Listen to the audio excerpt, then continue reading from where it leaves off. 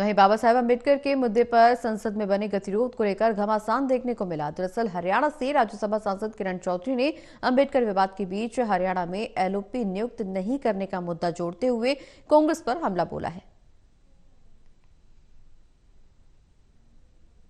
संसद में गतिरोध बना हुआ है बाबा अम्बेडकर के अपमान को लेकर, और जिस तरीके से दोनों सदनों में हंगामा हुआ है, इसके बाद राजनीतिक वार पलटवार चल रही हैं। बीजेपी सांसद किरण चौधरी जो कि हरियाणा से आती है, इस वक्त हमारे साथ हैं। ये विवाद आपने भी देखा है और इस पर वार पलटवार चल रही हैं। सत्ता पक्ष और विपक्ष एक दूसरे पर बाबा अम्बेडकर को अपमानित करने का आरोप लगा रहे हैं। सत्ता पक्ष के पास सच्चाई ये है, इतना खोखलापन आ गया है कि अब इनके पास कोई मुद्दे रहे नहीं हैं। कल राज्यसभा के अंदर हमारे माननीय एचएम साहब जो हैं अमित शाह जी, उन्होंने एक एक पॉइंट के ऊपर बड़ी अच्छी तरह से सारी बातें रखी और सारी बात बताई कि आज तक तो कभी अम्बेडकर जी इनको याद आए नहीं।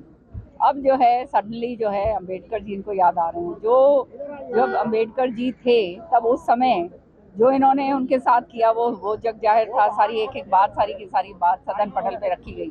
तो अब इनके दिमाग जो है, आपने देखा कि किस तरह से राजनीति वो कहते हैं ना, रोटियां सेकने के लिए संविधान को हाथ में उठाए उठाए सारी जगह घूमे और ये कहते हुए कि देखो ये संविधान बदल देंगे। ये सब झूठी बातें और सारी दुनिया जान चुकी है। और यहाँ जो ये पार्लियामेंट के बाहर रोज की रोज नौटंकी जो ये कर रहे हैं, इस नौटंकियों से जो है इनका खोखलापन और नजर आता है।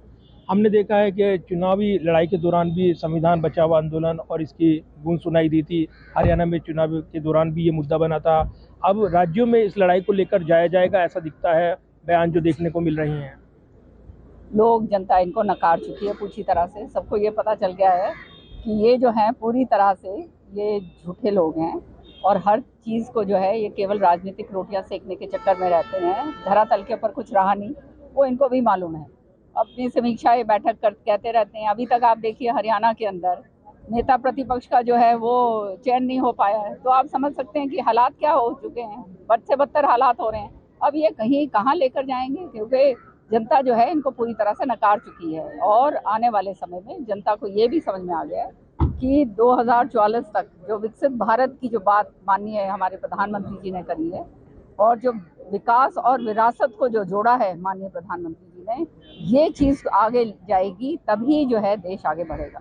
धन्यवाद बात करने के लिए। और अम्बेडकर की इस लड़ाई के बीच हरियाणा में एलओपी का मुद्दा भी बीच में ले आई हैं किरण चौधरी, और कांग्रेस पर निशाना साधते हुए कई आरोप लगाए गए हैं। Pradeep Kumar, total news, Delhi.